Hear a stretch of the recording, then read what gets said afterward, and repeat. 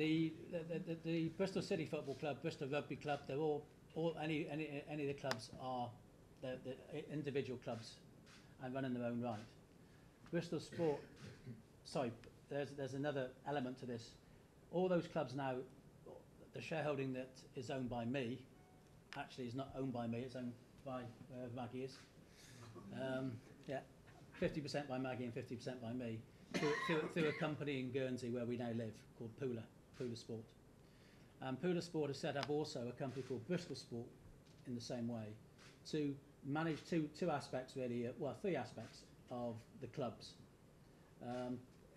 Commercial, so to get good sponsorship deals by using the clubs together. So if we can get a big sponsor to sponsor Bristol Rugby, Bristol City Football Club, Bristol Basketball Flyers, you know, to use the group to get a bigger cake to share out amongst us. It's been set up to ensure that the financial side of the clubs are run properly. So make sure that we get proper budgets and we manage those budgets correctly and we deal with it properly.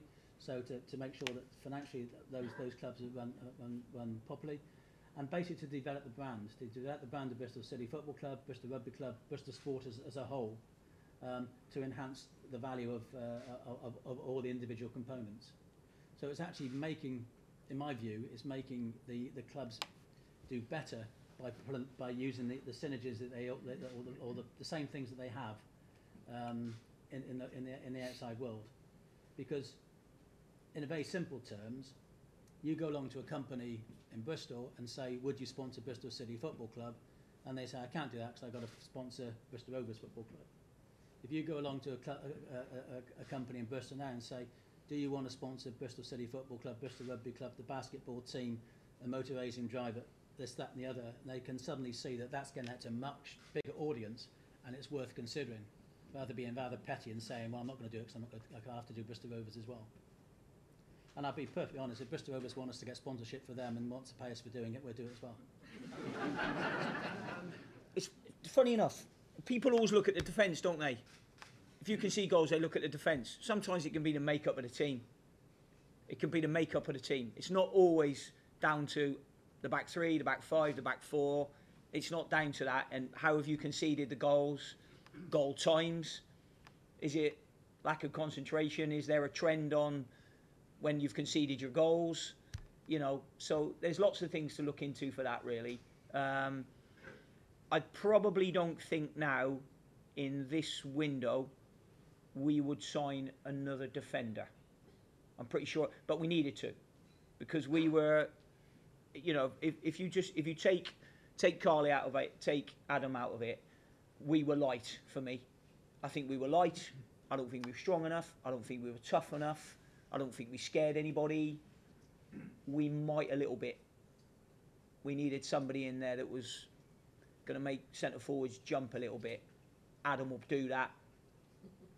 He will do that for sure. Do you think, thinking we are where we are defensively, do you think therefore in front of the back three, the back four, whichever you play, that we've necessarily got the right player to play? No. We spoke about one last night, didn't we? But that one's probably going to go to a championship club. We're not right. We're not right all over. That's why we're in trouble. We can't get to a back four. We can't get to a midfield four. We can't ever get to play. If you sign players, and I've spoken to the chaps at the top here about this. I've spoken to Steve at length, Keith Dorr. If you sign players that can play 4-4-2, defenders and midfielders, they can always play in a 3 at the back. They can always play in a 4. They can always play in a 5. Midfielders, they can play in a 3. If you can sign 2 central midfield players that can play in a 4-4-2, they'll always play in a 3.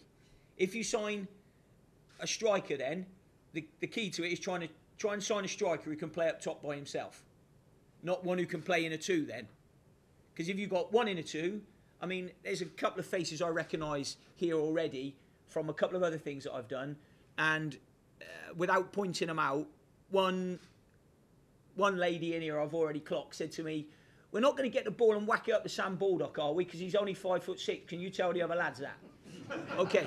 Now, what had happened was, if you'd have had a 6'4" centre forward and you whacked it up there, if you're going to whack it up there, then the chances are he's going to win a lot more and things will come off him. So I think if you can sign players that can play in a 4-4-2, defenders and midfielders, and have a striker who can play up top by himself, you'll then have the flexibility to go into a 3, to go into a 3 in the middle of the park, to go and play in a diamond. Whereas if you sign players that can only play in a 3 at the back, which Adam can't, he'll play in a 4, look. In the middle of the park, if you sign players that are going to play in a 3, the likelihood of that is they can't run.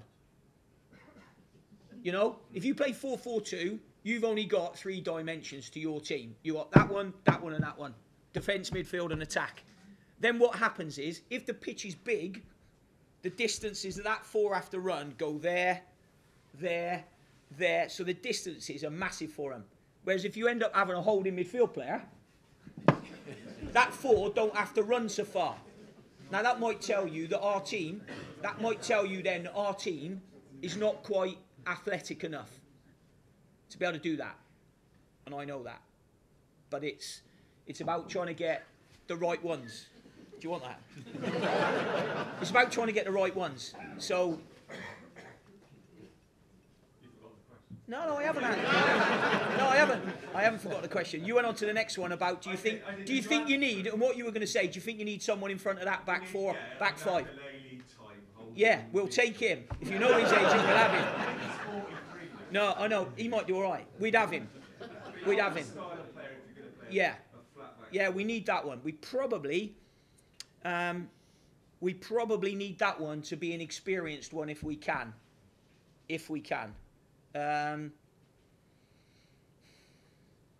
But getting them, they're really difficult to get at the moment, you know? They are really difficult to get. I'll be honest with you, that's the problematic area for me throughout this window, trying to find... I mean, I think we need 2 in there. I think we need 2 other central midfield players. Probably because we haven't got either Stephen Pearson or Liam Kelly available to us. So, you know, every time you want to perhaps change something, that's where it's difficult for me. And that's where you grab hold of the game. If you can grab hold of the game by the scruff of the neck in there, 9 out of 10 you'll win it. But you've got to grab hold of the game. We would struggle to play with a 2. We would struggle like that. I don't fancy us to play with a 2. There's no 5-year or 10-year plan in place, no. Can we get back in the Championship? Definitely. Can we get to the Premiership? Possibly. I mean, Steve has conversations with lots of people. He also has them with me, so I'll comment on those. You know, we've discussed the fact that if we're going to transition this football club into being a force to be reckoned with again, then we've got to bring in the experienced players a little bit that we've talked about to help the younger players that we've got here, because we've got some good younger players, and that is the focus of what we're talking about with the recruitment and the pathway for the academy players. But we've got to have some good quality strength in the team, some knowledge in the team to do it. I believe that if we get that in place, and I think Adam, what's his surname? Yeah. Just Adam. Adam, yeah. El Abd. Yeah, El Abd, that's it. I should know it from the rugby, shouldn't I? I think somebody like him coming in gives us that sort of experience and nous, and as Steve has already said, some steel and grit in the team that will help us get out of the problem that we're in at the moment at the bottom of League One. But the plan of action really is to get ourselves safe this year, and then to look at getting ourselves promoted next year. That's the plan, and we can do it. But as I say, I mean, what makes next year different to this year? Why is it you could use something? Well, I mean, be bang bottom of the table again. Yeah, well, yeah, but being negative, obviously, that's sort of sit down. Yeah, it goes. I know it goes for the turf, but no. Why is it going to be different next year? Well, I think there's been quite a big change to the football club in lots of ways. The 5 pillars keeps getting mentioned, but ignore those for the moment. Just look what's happened with the football squad. The squad's become more manageable. I think it's become better quality, better potential. It needs improving. I think we've got a guy here next to me who can do that, and he keep badgering away to us to make sure that we assist him in doing that. And the reality is that when we start next season, we will have, in my opinion, a group of players who are wanting to play for Bristol City Football Club, who are wanting to be successful, are hungry for success, and who will work bloody hard together to get that success. And I think that's going to be a difference. To be perfectly honest, and I don't want to keep looking back, I had hoped we'd been in that situation at the beginning of this year, but it didn't happen. So we're going to have to work twice as hard this year to make sure it does happen.